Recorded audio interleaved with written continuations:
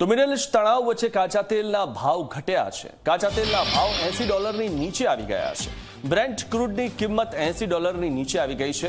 આગળ $80.19 પ્રતિ બેરલ નોંધાયા છે ભાવ। બ્રેન્ટ ક્રૂડના ભાવમાં 1.70%નો ઘટાડો થયો છે। તો જે રીતે આ સંઘર્ષ વિરામની વાતો આગળ વધી ત્યારબાદ જે ભાવ હતા જે $100 ઉપર પહોંચી ગયા હતા તે ધીમે ધીમે કરતા નીચે આવી ગયા અને $80 આસપાસ પહોંચી ગયા।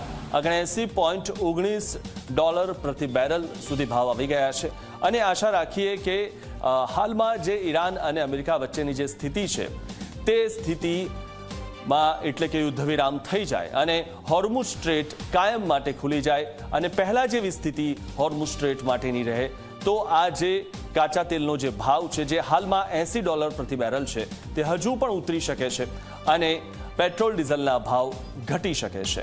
ત્યારે એવી જ વાત છે કે માત્ર ભારતમાં જ ભાવ વધારો થયો છે તેવું નથી, પરંતુ બીજા ઘણા બધા જે દેશો છે ત્યાં પણ કાચા તેલના ભાવ વધવાના કારણે ભાવ વધ્યા છે। તો બધી જગ્યાએ આની અસર થઈ શકે છે।